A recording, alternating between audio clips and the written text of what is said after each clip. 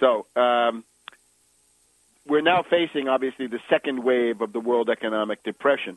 There is a political upsurge. It can be thought of as a mass strike upsurge, especially in the more recent manifestations, because what we've seen from Greece to Iceland to the U.S. campuses is essentially labor and students. That is a serious mass strike process. What we saw last year in the summer, the Tea Party revolt against Obamacare, is a petty bourgeois or pujadiste form of resistance. At least that is what it has become. It's not surprising. In a mass strike, the ruling elite obviously tries to pit one part of the mass strike against another on class lines. So in this case, it's to take these Tea Party characters and dupe them and turn them into a battering ram against labor, against students, against minorities, the inner city, and indeed the majority of the population. In other words, you want to take part of your labor movement and make them into strike breakers. That's essentially the story of SEIU. So we're in a bad fix in terms of leadership and organization, and since that is so, you will see that the tendency, therefore, is to split. Let me just point your attention to an interesting article in the New York Review of Books this past week, which is an infiltrator in the Tea Party. And what is not understood about the Tea Party is now that the authentic part of this has been winnowed out. The authentic part was a lot of people who went to those town hall meetings last August were there to say, don't cut my Medicare. Don't cut $500 billion out of my Medicare that I've paid for. Hands off my economic rights that come to me through the New Deal, the Great Society, and the New Frontier. Don't do it, Obama. Don't destroy my Medicare in the same way you're destroying the Kennedy space program, and in the same way that your subservience to Wall Street makes a mockery of Franklin D. Roosevelt. Now, of course, those people were pushed out. Those people were shouted down by the loudmouths who turned out to be Republican operatives from the Heartland Institute, the Competitive Enterprise Institute of the ultra-reactionary Richard Mellon Scaife, and, of course, Dick Armey and a whole gang of Republican lobbyists and astroturfing consultancy group. So what you have left is essentially a group of petty bourgeois reactionaries who are ready to be used as strike breakers, and there's no other way to look at it. The New York Review of Books article is this guy who gets into the Tea Party, goes to the Nashville Opryland convention, and he's surprised by how many of the Tea Party people are rich elitists, how many of them are well-heeled, cosmopolitan, practically socialites. He talks to a couple of people at the Opryland, and one of them had been in Tuscany at their farmhouse in central Italy, and another one had a sloop in the English Channel, and practically a yacht. And naturally, you see what the interest of these people is they are rich people who don't want to be taxed. Simple as that.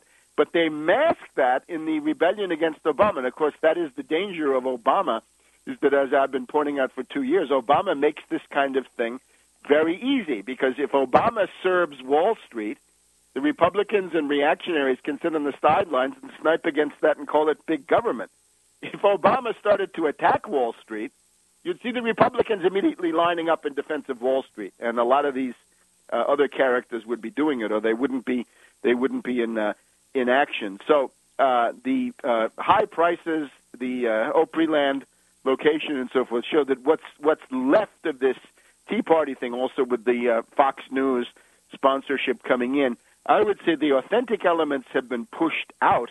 They have been disenfranchised. They've been silenced and isolated and driven out. So that what you call now the Tea Party is essentially a perversion of the intent of many of the original people in it, and it is now available for reactionary use. The problem is that these are such strident reactionaries that when the Republicans have them out as their first wave, that will cause a corresponding abreaction in the rest of the society, who are horrified by what these Tea Party characters are proposing. Because, of course, we have Congressman Ryan the budget expert of the House Republican caucus, who wants to destroy Medicare and destroy Social Security. Yes, indeed.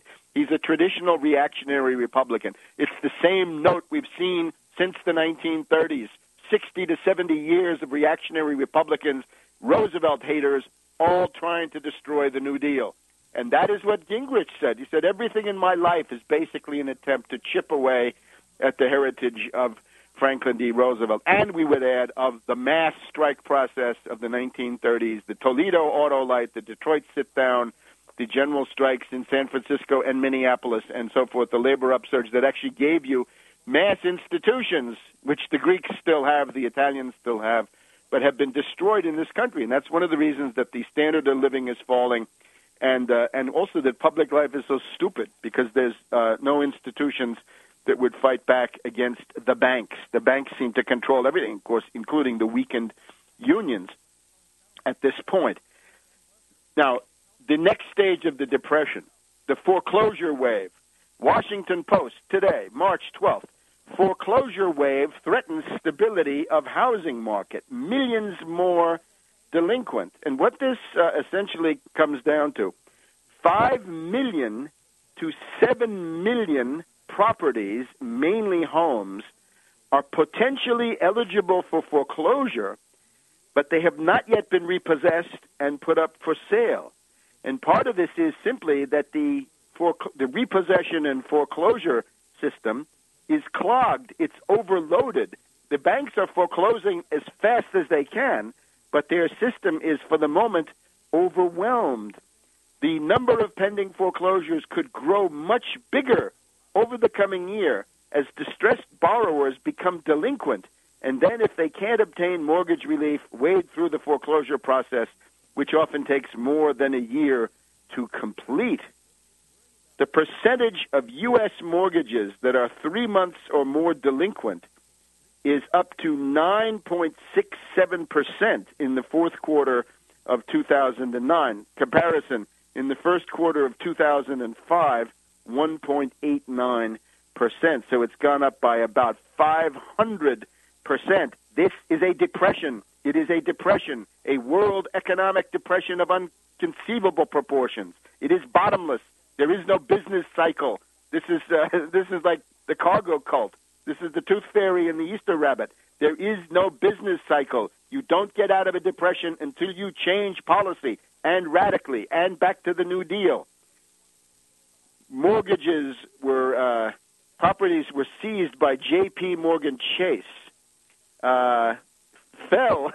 It peaked in the middle of 2008, fell steadily during 2009, but are now doubling up to 45,000 homes in the fourth quarter of last year. So that's the thanks you get from J.P. Morgan Chase for being bailed out by the taxpayer. 45,000 people thrown out. Now, we take the upper-level figure, 7 million.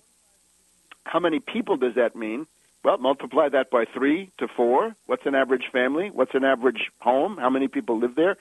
We're between 21 million and 28 million Americans, persons who are going to become internal refugees. They're going to be thrown out on their ears. They're going to be on the street with their furniture piled up. They're going to be living in Obamavilles. The new Hoovervilles, of course, are the Obamavilles. That's a world economic depression. The answer, stop beating around the bush. Ban foreclosure. Outlaw foreclosure. Stop them now for 5 years of the duration of the crisis. Longer.